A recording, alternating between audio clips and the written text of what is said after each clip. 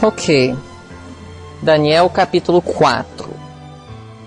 O tema de Daniel 4 é a conversão de Nabucodonosor. Assim como cada uma das histórias que nós estamos estudando em Daniel, Daniel 4 também tem uma profecia. Não é um capítulo profético, é um capítulo histórico, mas cada história de Daniel tem uma profecia. Nós vamos descobrir depois o que é a profecia, ou de que evento futuro Daniel 4, através de sua história, profetiza. O tema é a conversão de Nabucodonosor. Então, vamos repassar a vida de Nabucodonosor para nós compreendermos como Deus conduziu a vida desse monarca babilônico à conversão ao Deus verdadeiro. Qual foi o primeiro passo, podemos dizer, ou a primeira experiência na vida de Nabucodonosor que o colocou em contato com o Deus verdadeiro, com a religião verdadeira? Qual foi o primeiro impacto? Depois dos 3 anos, Nabucodonosor, ele examina os 4 hebreus. E ele encontrou esses 4 hebreus o que, diz a Bíblia? 10 vezes mais inteligentes. Então este foi o primeiro contato que Nabucodonosor teve com o Deus verdadeiro. A Bíblia usa a expressão 10 vezes mais doutos. Segunda experiência. Sementes foram plantadas em seu coração no decorrer de sua vida. Qual foi a segunda experiência? A revelação do sonho por parte de Daniel. E em cada situação ele foi levado a reconhecer a superioridade do Deus de Israel com os seus deuses. Na questão aqui do final dos 3 anos da educação de Daniel, ele foi levado a concluir que os 4 hebreus eram 10 vezes mais doutos do que os sábios de Babilônia. Em Daniel 2, ele foi levado a reconhecer que o Deus de Daniel, ele pode revelar o sonho e interpretar sonhos. Terceira, qual foi a terceira experiência? A fornalha de fogo. E a quarta está em Daniel capítulo 4, que nós vamos estudar agora. E se ele não tivesse convertido depois de tão claras evidências aqui, gente, não teria jeito. Mas nós podemos ver na vida de Nabucodonosor algumas lições de como Deus trabalha na vida do ser humano. Deus, ele não desiste facilmente. Deus, ele faz de tudo para salvar o homem. Deus, ele trabalha através de circunstâncias. Ele traz para o homem evidências inconfundíveis de sua existência, de seu amor, de seu poder. É lógico que a misericórdia de Deus, ela não dura para sempre. E o homem, ele precisa chegar a um momento de decisão. No caso de Nabucodonosor, isso aconteceu. Não foi fácil para um homem na posição de Nabucodonosor de tomar tal decisão. E talvez por isso é que depois de mesmo muitas evidências e ele não ter se convertido, Deus continuou trabalhando. Porque cada experiência amoleceu cada vez mais o seu coração. Mas alguém poderia dizer, poxa, depois de ter visto que os hebreus eram 10 vezes mais doutos, Nabucodonosor teria já se convertido. Ou pelo menos depois da revelação do sonho, com certeza depois disso ele teria se convertido verdadeiramente. E depois da fornalha de fogo, ele ainda retroceder, o tempo da graça deveria ter expirado para esse homem. Podemos ser levados a pensar dessa forma, mas e nossas vidas? Será que estaríamos dispostos a ser tão justos com a nossa própria pessoa? E as nossas experiências? E quantas vezes nós retrocedemos depois de tão claras evidências de Deus? Daniel capítulo 4, versículo 1. Outro detalhe, em outro dia nós vamos fazer uma cronologia dos eventos relatados no livro de Daniel. Mas hoje eu vou só dar para vocês a seguinte informação. Nabucodonosor, ele reinou do ano 605 a 562, sendo que seu primeiro ano oficial foi ou em 605 ou 604. No caso, ele poderia até assumir o reino em 606, como nós já falamos. Mas mantenha isso em mente. Então, com certeza, os eventos descritos em Daniel 4, eles teriam ocorrido entre 580 a 562. Então, nós vamos colocar que o edito, isso não é algo que nós podemos determinar com certeza. O que é certo é que ele morreu em 562. Isso é certo.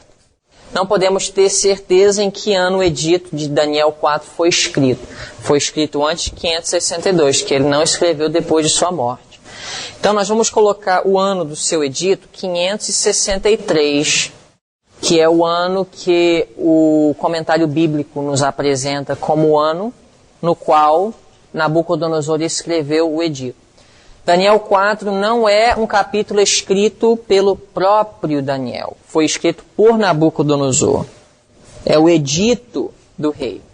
É a carta que ele escreveu após sua conversão, descrevendo os eventos que logo precederam a sua conversão. Vamos para Daniel 4, verso 1. Nabucodonosor, rei a todos os povos, nações e línguas que moram em toda a terra, paz vos seja multiplicada. Então, assim como em Daniel 3, ele trouxe uma mensagem para todos os povos, línguas e nações, aqui em Daniel 4 também, só que dessa forma, uma mensagem diferente, objetivos diferentes. Em Daniel 3 era para engrandecer o seu nome, o seu reino, a sua autoridade. Daniel 4, o foco agora está em outra coisa. Olha só a introdução. Paz vos seja multiplicada. Parece uma carta de Paulo aos Coríntios ou aos Tessalônicos. Não é aquele mesmo rei, ditador, autoritário, intransigente. Pareceu-me bem fazer conhecidos os sinais e maravilhas que Deus, o Altíssimo, tem feito para comigo. Outra coisa que nós vamos notar nesse edito de Nabucodonosor é uma diferença entre o final de Daniel 3 e o início da carta de Daniel 4. Lembra que no final de Daniel 3, Nabucodonosor, ele fez uma proclamação, ele fez um decreto. Final de Daniel 3, vamos relembrar o decreto. Daniel 3, 29. Por mim, pois, é feito o quê?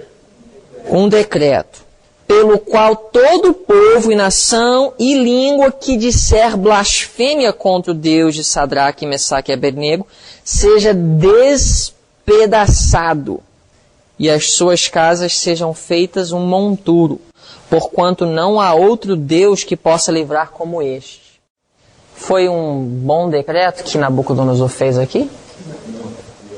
Foi melhor do que aquele que foi feito no início do capítulo de Daniel 3, em que ele queria que todas as nações, povos e línguas adorassem a imagem de outro? Foi melhor? Ele agora apenas mudou de Deus, mas não mudou o quê? O espírito, não mudou as ferramentas para alcançar os seus objetivos religiosos. Ou seja, ele ainda era babilônico em sua abordagem evangelística. Qualquer um que não compreender e blasfemar contra o Deus de Israel seja despedaçado. Nós vamos ver um contraste entre a forma de evangelismo de Daniel 3, de Nabucodonosor, e o que nós vemos em Daniel 4. Duas abordagens diferentes. Daniel 3 seria pela força. Em Daniel 4, através da influência. Através do poder da convicção.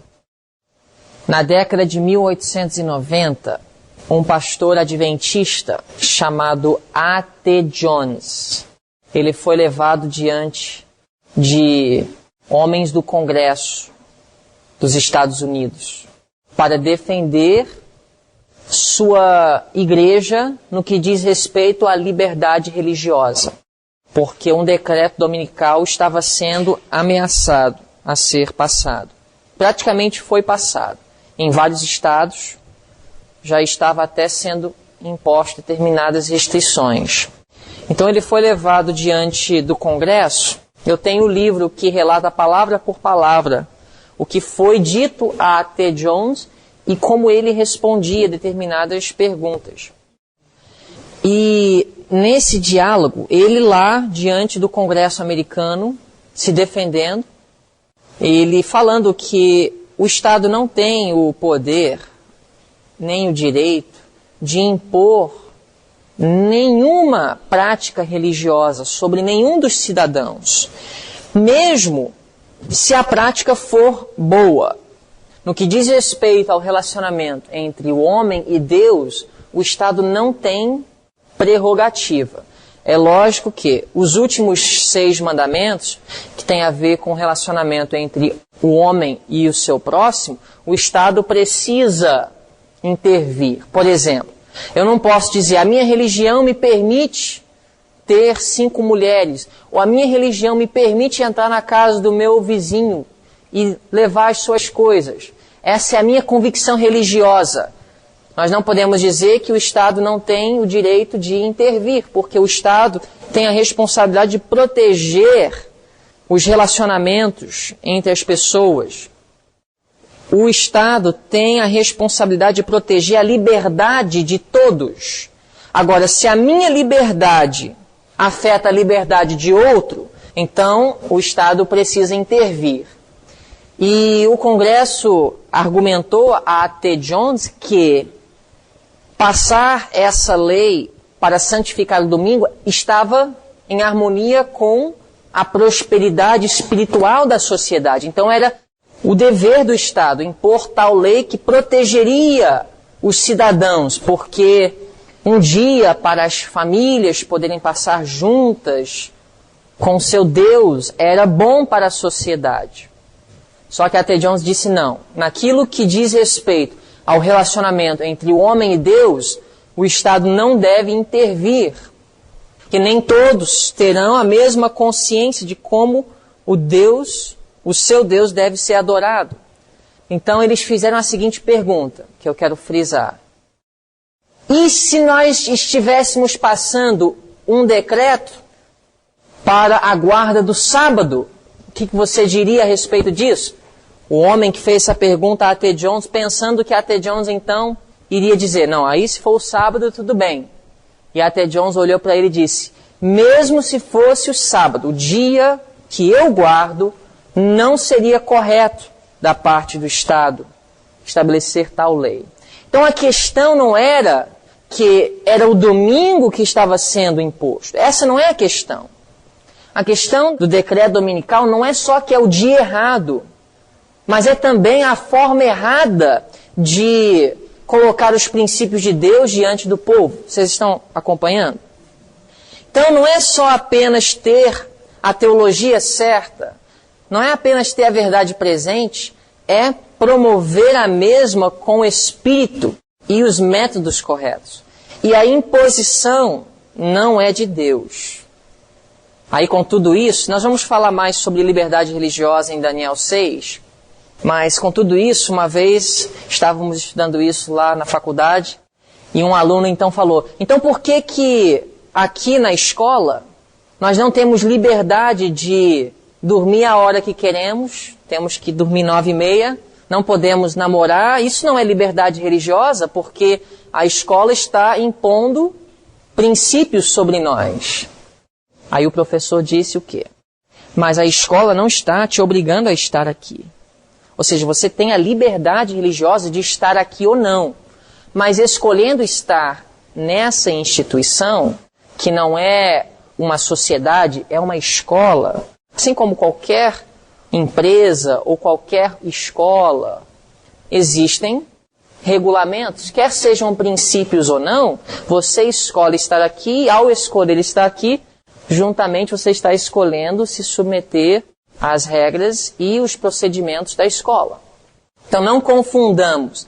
A liberdade religiosa é quando o Estado impõe sobre os seus cidadãos regulamentos em relação à sua forma de adorar o seu Deus. Entendeu? Como, por exemplo, o Estado fala, não vamos mais ter ídolos nas igrejas. Se a Igreja Católica tem lá uma estátua de Maria dentro de sua igreja, isso está afetando a sua liberdade? Não. Deixe os católicos adorarem como eles querem adorar. Agora, vocês, como adventistas do sétimo dia, têm o quê? O dever, a responsabilidade de pregar a verdade e chamar o povo de Deus fora de Babilônia. Mas, como Estado, nenhum homem tem o direito de dizer para o católico e obrigar o católico a adorar assim ou assado. Não tem. Ou seja, o católico ele precisa deixar suas práticas erradas, se é que são erradas, e eu acredito que são, não porque o Estado impôs tal obrigação, mas porque ele está convencido pelo Espírito Santo que aquilo é errado. Vocês estão entendendo? Deus ele não quer uma religião que as pessoas seguem por obrigação, mas sim por convicção. Deus ele não quer pessoas que apenas sigam uma religião porque o Estado manda. Então isso não é conversão. Isso é coesão, opressão, é conformação em vez de conversão. Você não quer se conformar, você quer se converter. Então Deus não quer súditos em seu reino que o servem por medo, mas sim por amor. Esse é o grande princípio do grande conflito que tem nos ensinado. Deus ele não quer por força, ele quer por amor, por livre e espontânea vontade. Então, Daniel capítulo 4, nós vemos o espírito de um homem convertido, que a gente não vê aqui imposição. Nós vemos uma carta convincente. Ele tinha direito, como rei, de escrever uma carta para todos os povos, nações e línguas. Tinha esse direito. Não era uma carta estabelecendo nenhum decreto, era só uma carta informativa, como se fosse uma epístola, um sermão, um testemunho pessoal. Ele tem esse direito. Vamos terminar o verso 2. Pareceu-me bem fazer conhecidos sinais e maravilhas que Deus, o Altíssimo, tem feito para comigo. Então ele declara os objetivos de seu edito. Qual era? Tornar conhecido os sinais e maravilhas que Deus fez a seu respeito. Verso 13. Quão grandes são os seus sinais e quão poderosas as suas maravilhas. O seu reino é um reino sempiterno e o seu domínio de geração em geração. Então essa é a introdução de sua carta. Verso 4. Eu, Nabucodonosor, estava sossegado em minha casa e próspero no meu palácio. E a razão pela qual o comentário bíblico coloca o ano do edito de Nabucodonosor 563 é porque ele estava, como ele disse aqui, sossegado em sua casa e próspero em seu palácio. Está vendo isso? Ele não estava mais guerreando, ele já havia alcançado. Em que ano ele destruiu Jerusalém? 586. Disso nós sabemos. Nós também sabemos que, alguns anos depois, ele ficou livre de guerra. Ou seja, ele alcançou o que ele queria. Agora o seu reino estava em paz, dominando, em poder. Então a gente vê que isso tudo aconteceu no final de seu reinado, não no início, que ele estava em paz. Então, Nabucodonosor estava sossegado em sua casa, próspero em seu palácio, e a gente sabe que a prosperidade, ela leva ao quê? Orgulho, autoconfiança, corrupção. Então, ele não soube administrar essa grande prosperidade. Provavelmente alguns anos passaram depois do que aconteceu em Daniel 3. Então, quando nós temos uma experiência com Deus, mas nós não deixamos aquelas convicções continuarem e não procedemos para frente, o inevitável é retroceder. Ou seja, igual a planta, ou ela está crescendo ou ela está morrendo. Ela não fica parada. Ou ela está indo para frente, ou ela já está morrendo. Da mesma forma, quando Nabucodonosor teve suas várias experiências com Deus, ele deixou o tempo passar e aquele pequeno amor foi se esfriando, então houve um retrocesso. Verso 5, ele diz assim: tive um sonho que me espantou, e estando eu na minha cama, as imaginações e as visões da minha cabeça me turbaram. Por isso expedi um decreto para que fossem introduzidos à minha presença todos os sábios de Babilônia, para que fizessem saber a interpretação do sonho. Não aprendeu sua lição.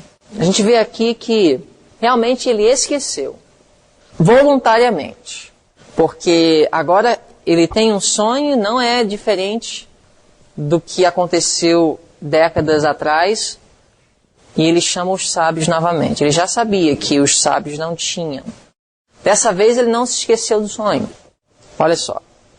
Então entraram os magos, os astrólogos, os caldeus e os adivinhadores, e eu contei o sonho diante deles. Mas não me fizeram saber o quê? A sua interpretação. Interessante, né? Dessa vez o problema não era que o sonho não era conhecido.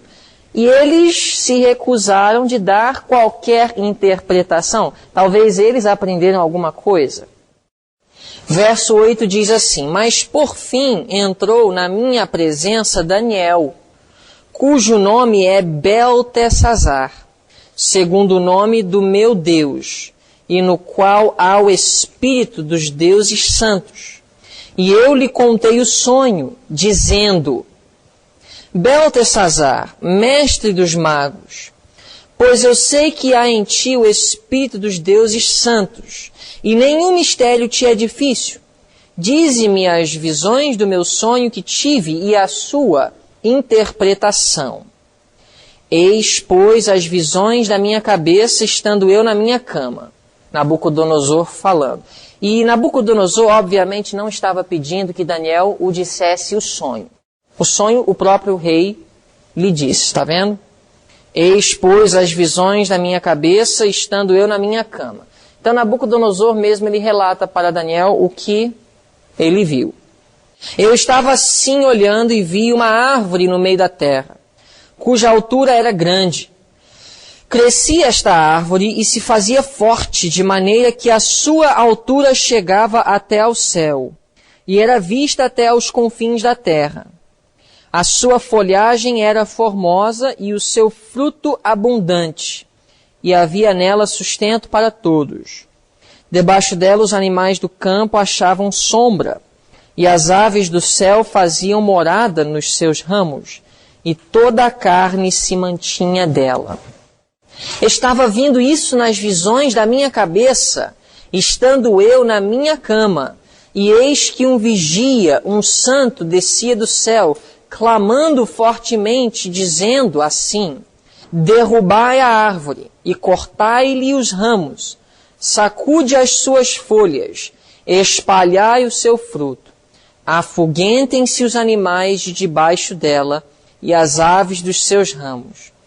Mas deixai na terra o tronco com as suas raízes, atada com cadeias de ferro e de bronze, na erva do campo, e seja molhado do orvalho do céu, e seja a sua porção com os animais na erva da terra. Seja mudado o seu coração, para que não seja mais coração de homem, e lhe seja dado coração de animal.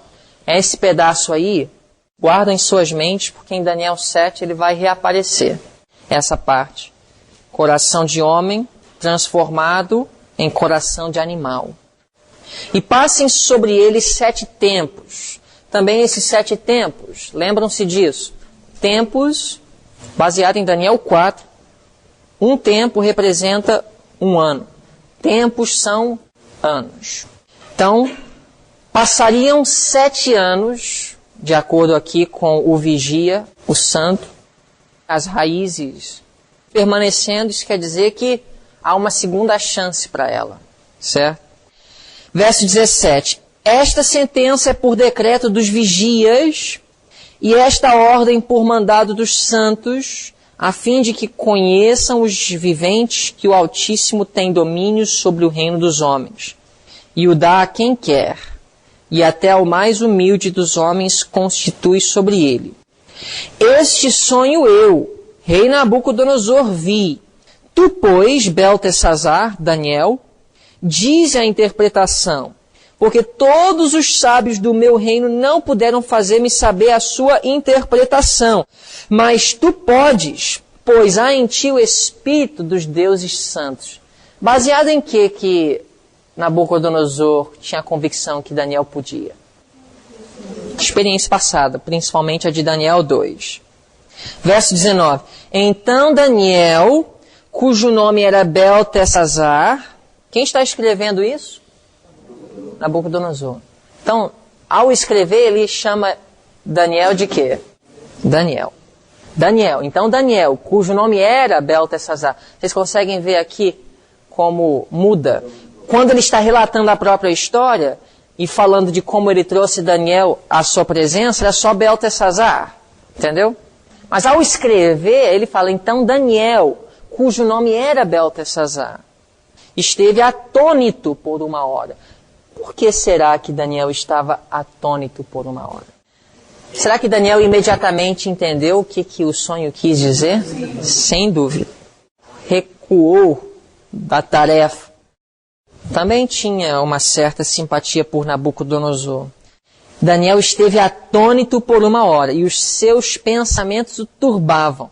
E como será que quando Nabucodonosor viu a cara de Daniel, Nabucodonosor soube, ele já sabia na realidade, mas agora ele estava certo de que a interpretação não é favorável a ele. E os seus pensamentos o turbavam. Falou, pois, o rei dizendo, Beltesazar, não te espante o sonho, nem a sua interpretação. Respondeu Beltesazar, dizendo, Senhor meu, seja o sonho contra os que te têm ódio, e a sua interpretação aos teus inimigos. Nabucodonosor, ele queria saber o quê? A verdade. Ele não queria ser bajulado, lisonjeado.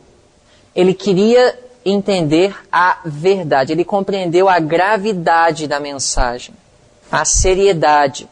Aqui nós temos uma lição para os pregadores, profetas e pregadores. Quantas vezes Ellen White, quando ela recebia uma determinada visão, quando a tarefa não era agradável, ela se recuava de trazer à pessoa ou ao grupo de pessoas a mensagem determinada por Deus. E quantas vezes pastores, às vezes, ao observar determinadas coisas em seus membros, em sua congregação, ou até mesmo, vamos dizer que um ancião caiu no adultério, por um motivo ou outro, é difícil chamar o pecado pelo nome. Ninguém diz que é agradável confrontar. Muitas pessoas têm uma personalidade pacífica e não gostam de confrontação. Mas a realidade é que, às vezes, para fazer o que agrada a Deus, nós vamos precisar fazer coisas desagradáveis. E eu fico imaginando quantos de nós teremos a fibra, a coragem de Daniel. Eu, você, qual é a nossa postura diante de tarefas complicadas e desagradáveis? Como deve ter sido para João Batista, quando ele teve a oportunidade e a responsabilidade dada por Deus de olhar para os olhos de Herodes, dizer: Herodes, não te é lícito possuí-la. Como é desagradável essas tarefas. Mas quando Deus nos coloca em posições de responsabilidade, é inevitável uma responsabilidade desagradável. Quem é líder, infelizmente, ao lidar com a natureza humana, você terá situações difíceis. É inevitável. Não corra, não fuja. Não seja como Jonas, que recuou de tal tarefa. Jeremias foi tentado muitas vezes a recuar. Olha o que Deus disse aqui em Jeremias 26. Talvez essa promessa de Deus é uma ordem, mas nós podemos entendê-la como promessa. Em Jeremias 26, verso 2. Assim diz o Senhor, Deus falando a Jeremias, Jeremias 26, 2. Assim diz o Senhor: põe-te no átrio da casa do Senhor e dize a todas as cidades de Judá que vêm adorar na casa do Senhor todas as palavras que te mandei que lhes dissesses. E quem quiser ver o contexto de Jeremias, não foram palavras agradáveis. Judá estava em profunda apostasia, as palavras foram duras, elas foram controversas, elas foram difíceis. Mas olha a última parte do versículo. Qual foi a ordem de Deus? Não, qual é a próxima palavra? Omitas nenhuma palavra. Não omitas uma palavra. Recentemente eu estava ouvindo alguns sermões clássicos de um pastor já falecido, adventista. Ele foi professor de teologia na Atlantic Union College, faculdade adventista no estado de Massachusetts, nos Estados Unidos. Inclusive ele foi professor do pastor Peroso. O nome dele era Ralph Larson. Estava falando, eu achei muito interessante o que ele falou. Uns sermões que foram gravados muitos anos atrás, mas clássicos foram preservados e nós temos em inglês hoje. Ele disse que ser um pregador fiel não é apenas pregar a verdade ou deixar de pregar o erro, mas ser um pregador fiel é pregar a verdade que seja relevante. Se eu sou um pastor de igreja e há um problema grande na minha igreja com a fofoca, não é ser fiel ao meu chamado eu pregar sobre o novo céu e a nova terra e contar lindas histórias de como anjos foram enviados por Deus para operar milagres na vida das pessoas. Ser fiel é pregar o que é relevante. É dizer o que o rebanho está precisando naquela determinada ocasião. Então Daniel, ele teve uma situação difícil. Ele ficou pasmo uma hora, Nabucodonosor percebeu e disse: Daniel, conta-me a verdade. Nem sempre os reis ou os ouvintes nossos terão a mesma abertura, coração aberto para ouvir. Qual seria a nossa postura? Estamos já com tal fé e coragem de fazer o que é certo, deixar as consequências nas mãos de Deus?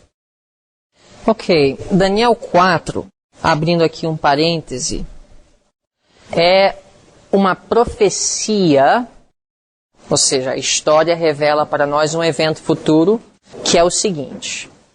Jesus mencionou em Lucas 21, versículo 12, até o verso 15. Lucas 21, 12 a 15. Mas antes de todas estas coisas, lançarão mão de vós e vos perseguirão, entregando-vos às sinagogas e às prisões. Essa profecia aqui de Mateus 24, Lucas 21, Marcos 13, ela teve 2 cumprimentos nos dias dos apóstolos, antes da destruição de Jerusalém, no ano 70, e ela terá um cumprimento antes da volta de Cristo. Ok? Lucas 21, versículo 12 a 15, então, apesar de ter tido um cumprimento nos dias dos apóstolos, também terá antes da volta de Cristo. E aqui ele disse que os seguidores de Cristo seriam lançados em prisões, sinagogas, usando o termo sinagogas, que se aplica mais aos dias dos apóstolos, mas tem uma aplicação também para os últimos dias. Mas aí diz assim: e conduzindo-vos à presença de reis e presidentes por amor do meu nome. Então nós temos, de acordo com as palavras de Jesus, algo que acontecerá antes da volta de Cristo. Que Deus, Ele trabalhará para converter os grandes governadores, os reis, os presidentes da terra, através de testemunhos dados pelos seus servos, especialmente sob o alto clamor. Deus trabalhará. Deus colocará o seu povo fiel em posições propícias para dar aos homens grandes desta terra a oportunidade de o conhecer. Aí ele dá aqui, inclusive, uma promessa. E vos acontecerá isto para testemunho. Proponde, pois, em vossos corações, não premeditar como haveis de responder. Porque eu vos darei boca e sabedoria, a que não poderão resistir nem contradizer todos quantos se vos opuserem. Então essa é a promessa de Deus para os jovens da última geração, que como Daniel e seus companheiros serão colocados diante dos grandes desta terra para dar testemunho da verdade. Baixo o poder do alto clamor, Deus dará as palavras. Então essa é a profecia de Daniel 4. Vamos agora voltar a Daniel capítulo 4. Vamos dar continuidade. Então Daniel, ele teve medo, mas Nabucodonosor o encorajou a dar uma testemunha fiel e verdadeira da interpretação do sonho. Verso 20. A árvore que viste, que cresceu e se fez forte, cuja altura chegava até ao céu, e que foi vista por toda a terra, cujas folhas eram formosas, e o seu fruto abundante, e em que para todos havia um sustento, debaixo da qual moravam os animais do campo, e em cujos ramos habitavam as aves do céu. Aqui Daniel está repassando o próprio sonho. Verso 22, interpretação. És tu, ó rei, que cresceste como a árvore, então a árvore representa Nabucodonosor, e te fizeste forte. A tua grandeza cresceu e chegou até ao céu, e o teu domínio até a extremidade da terra. E quanto ao que viu o rei, um vigia, um santo que descia do céu, e dizia: cortai a árvore, e destruía, mas o tronco com as suas raízes deixai na terra, e atada com cadeias de ferro de bronze, na erva do campo, e seja molhado do orvalho do céu, e a sua porção seja com os animais do campo, até que passem sobre ele 7 tempos. Esta é a interpretação, ó rei, e este é o decreto do Altíssimo, que virá sobre o rei, meu senhor. Serás tirado dentre os homens, e a tua morada será com os animais do campo, e te farão comer erva como os bois, e será molhado do orvalho do céu, e passar-se-ão 7 tempos por cima de ti, até que conheças que o Altíssimo tem domínio sobre o reino dos homens, e o dá a quem quer. Na época, não havia termos médicos para as diferentes doenças, que hoje nós conhecemos por nomes, Estamos falando especialmente a doenças psicológicas, mentais, como bipolaridade, diferentes outras doenças mentais que existem, insanidade, diferentes espécies de insanidade que muitas pessoas sofrem. E existem diversos fatores que contribuem para determinadas doenças e problemas mentais. Enquanto a Nabucodonosor nós sabemos, não sabemos? O problema, o fator principal era um problema espiritual. Deus ele permitiu que ele perdesse sua capacidade de raciocinar como homem. Ele perdeu a sua razão. Somente ficou igual a de um animal. Mas isso não é incomum nos nossos dias. Só que hoje nós damos diferentes causas, explicações, e existem até medicamentos para tentar reverter os sintomas. Eu acredito que se não todas, a maioria das doenças mentais são espirituais. E existem fatores que só Deus sabe, mas que tem a ver com a luta entre o bem e o mal. Todos nós travamos. Nabucodonosor, então, ele ficou 7 anos com algum tipo de insanidade, ele perdeu sua razão. Ficou sem mente para raciocinar. Vamos segurar o dedo em Daniel 4 e abrir em Provérbios 16, 18. Aqui na experiência de Nabucodonosor nós vemos ilustrado um princípio bíblico. Provérbios 16, 18.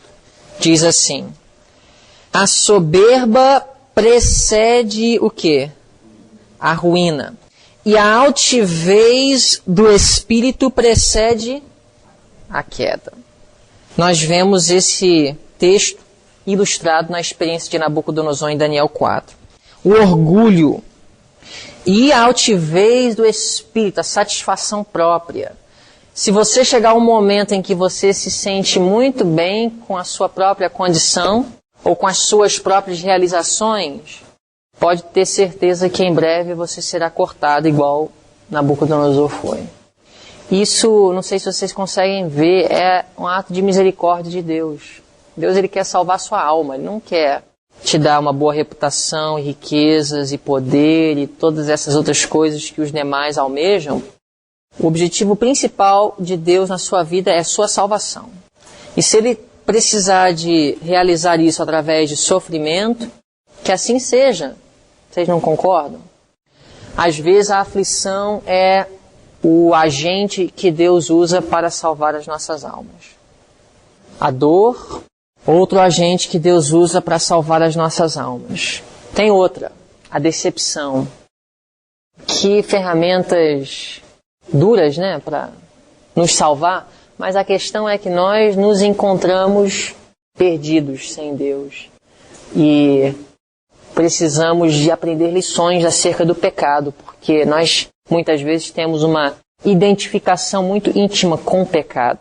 E às vezes a única forma que Deus possa nos ensinar acerca da malignidade do pecado é através do sofrimento. Deus ele tem 2 opções. Ou ele arbitrariamente arranca o pecado de nós e tira o nosso livre-arbítrio, ou ele precisa nos convencer que o pecado é mau. Só 2 formas de Deus poder nos salvar e levar para o céu. E ainda eliminar o pecado. Tirar o nosso livre-arbítrio, e aí perde-se o amor e perde-se a felicidade. Ou ele tenta ajudar o homem a raciocinar e chegar à sua própria conclusão. O pecado não presta, não vale a pena, quero me afastar dele. E para isso, na maioria dos casos, é através da aflição. Quando nós sofremos, nós conseguimos ter um vislumbre de o que é o pecado. Às vezes é por causa da nossa própria escolha, às vezes é por escolha dos outros, mas o sofrimento nos ajuda a compreender que o pecado não presta. Daniel 4, versículo 25. Serás tirado dentre os homens e a tua morada será com os animais do campo. E te farão comer erva como os bois, e serás molhado do orvalho do céu. e passar-se-ão 7 tempos por cima de ti, até que conheças que o Altíssimo tem domínio sobre o reino dos homens e o dá a quem quer. Então, até você conhecer que o Altíssimo tem domínio sobre o reino dos homens, estou falando a vocês agora, até você conhecer isso, até eu conhecer isso, talvez nós vamos ter algumas experiências desagradáveis na vida. Talvez estamos lutando de alguma forma contra a voz da consciência. Até que conheças que o Altíssimo reina sobre os homens, Deus ele vai permitir determinadas situações para que venhamos a cair aos joelhos e reconhecer sua supremacia.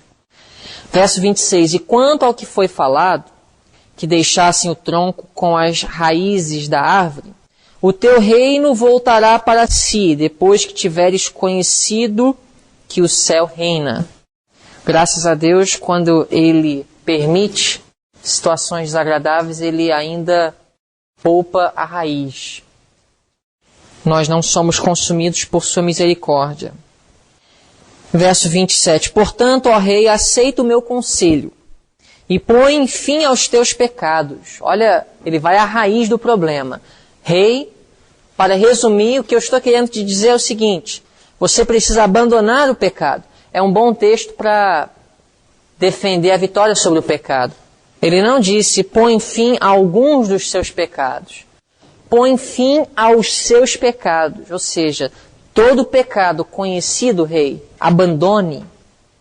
Pratica a justiça, usando de misericórdia com os pobres, pois talvez se prolongue a tua tranquilidade. Assim como as promessas de Deus são condicionais ao quê? Ao proceder do homem, também os juízos de Deus são condicionais, não são? Que exemplo nós temos na Bíblia? Jonas, Nínive.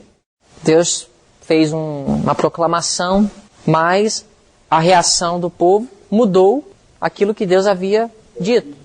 Davi, nós também temos Judá. Se Judá tivesse atendido as palavras de Jeremias, talvez poderia ter sido revertida a sentença da destruição. Poderia até ter tido a invasão, mas a destruição poderia ser poupada. Então, assim como as promessas são condicionais, os juízos também são. Nenhuma promessa de Deus é sem condição. Nenhuma. Verso 28. Todas estas coisas vieram sobre o rei Nabucodonosor. Ao fim de 12 meses, quando passeava no palácio real de Babilônia, mais uma vez, o que acontece? Convicção, mas tempo passa. Verso 30 diz assim, falou o rei dizendo, não é esta a grande Babilônia que eu edifiquei para a casa real, com a força do meu poder e para a glória da minha magnificência? Ainda estava a palavra na boca do rei, quando caiu uma voz do céu. A ti se diz, ó rei Nabucodonosor, passou de ti o reino.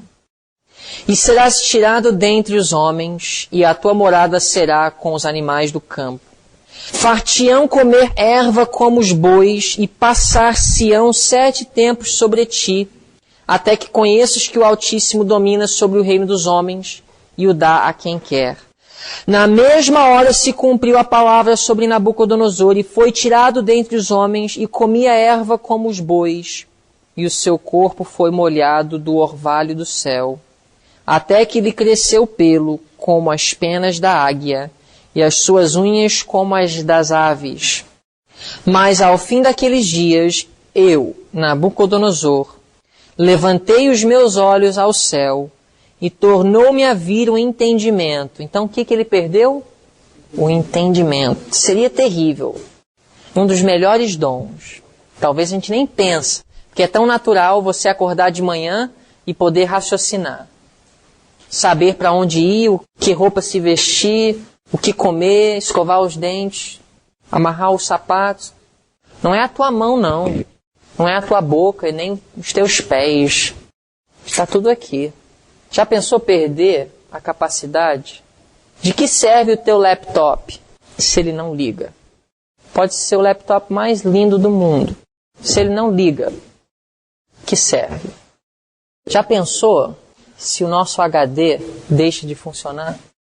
Perde a memória? Gente, é um dom. Eu conheci um irmão, quando eu estava na faculdade, ele veio para um congresso, ele ficou no meu quarto.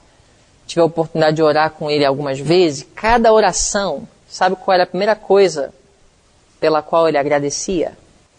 Senhor, obrigado por uma mente sã. Eu não estava falando de uma mente espiritual, não. Digo só uma mente sã. Muitas mentes carnais são sãs, ou seja, o entendimento, existe inteligência, raciocínio. Obrigado por ter nos acordado com uma mente sã. Fiquei impressionado com aquilo. Depois de eu, que naquela época eu não tinha conhecido nenhum, mas depois de eu conhecer várias pessoas com perturbações mentais, eu apreciei mais a oração daquele irmão. Obrigado, Senhor, por uma mente sã. Conheci um irmão uma vez que pregava muito bem, e tinha uma mente brilhante, inteligente, memorizava textos. Alguns acreditam que foi por orgulho e por ele ter se achado grande que ele perdeu sua memória e sua mente. Por algum tempo. Foi um tempo curto. Não sabemos por quê. Foi aqui no Brasil. Foi em Minas Gerais. Tem outro amigo que também aconteceu a mesma coisa. Estudou comigo no Heartland. E por determinados fatores ele passou alguns dias semelhante ao que aconteceu aqui com Nabucodonosor, pregador, aluno comigo no Heartland. E também tinha uma mente extremamente inteligente. Perdeu sua razão. Ficou quase como animal do campo. Inclusive helicópteros ficaram o buscando nas selvas, nas matas do instituto, durante uma noite que ele não se encontrava, porque ele havia perdido sua mente. Isso no Heartland, amigo meu. Então isso é uma realidade. Depois de ver várias experiências dessa natureza, eu pude apreciar mais a oração daquele irmão. E eu pude apreciar mais também a experiência que houve aqui com Nabucodonosor. E peço a Deus que ele me mantenha humilde. Com Ellen White, ele a manteve humilde através de aflição. Porque pela ocupação que ela teve, ela poderia ter se engrandecido muito. Mas depois de tantas calamidades, não tinha jeito. Não tinha como. É difícil se engrandecer muito em calamidades. É mais na prosperidade que o nosso espírito cresce. Verso 33, na mesma hora se cumpriu a palavra sobre Nabucodonosor e foi tirado dentre os homens. Verso 34, no fim daqueles dias ele se levantou os olhos e tornou a vir o entendimento sobre ele. Ele disse, eu bendisse o Altíssimo e louvei e glorifiquei ao que vive para sempre, cujo domínio é um domínio sempre eterno, e cujo reino é de geração em geração. E todos os moradores da terra são reputados em nada. E segundo a sua vontade, ele opera com o exército do céu e os moradores da terra. Não há quem possa estorvar a sua mão e lhe diga, que fazes? No mesmo tempo tornou a mim o meu entendimento e para a dignidade do meu reino tornou-me a vir a minha majestade e o meu resplendor. E buscaram-me os meus conselheiros e os meus senhores. E fui restabelecido no meu reino, e a minha glória foi aumentada. Agora, pois, eu, Nabucodonosor, louvo e exalço e glorifico ao Rei do céu, porque todas as suas obras são verdade, e os seus caminhos juízos, e pode humilhar aos que andam na soberba. Se refere na sua própria experiência. Deus humilhou Nabucodonosor porque ele andava na soberba. Essa é a última palavra que nós ouvimos de Nabucodonosor, o último relato. Sua história termina aí no capítulo 5, nós já temos o seu neto reinando, Belsazar. Mas um homem chamado Evil-Merodach, falaremos mais a respeito dele depois, quando fizermos a cronologia do livro de Daniel. Mas Evil-Merodach foi rei durante os 7 anos da loucura de Nabucodonosor. Muitos argumentam, mas Não está registrado nada disso na história. Como a Bíblia pode ser verdadeira? Vamos falar mais sobre isso depois, em outra aula. Mas esse homem, Evil-Merodach, que foi um rei em Babilônia, depois de Nabucodonosor, ele assumiu o trono durante os 7 anos da loucura. Que evidências mostram que Nabucodonosor estará no céu? Que evidências neste capítulo e no livro em si mostram que Nabucodonosor estará no céu? Essa resposta é para vocês raciocinarem.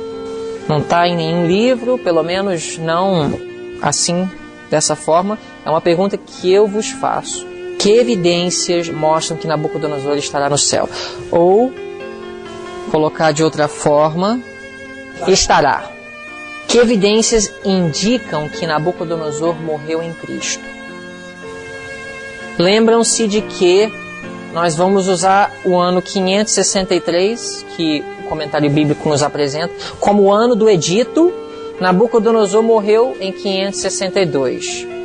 Se o edito foi escrito em 563, poderíamos dizer que os 7 anos de loucura ocorreram em 570 até 563. Aproximadamente, claro. Isso quer dizer que o sonho de Daniel 4 ocorreu mais ou menos em 571 ou 572. Tudo aproximado.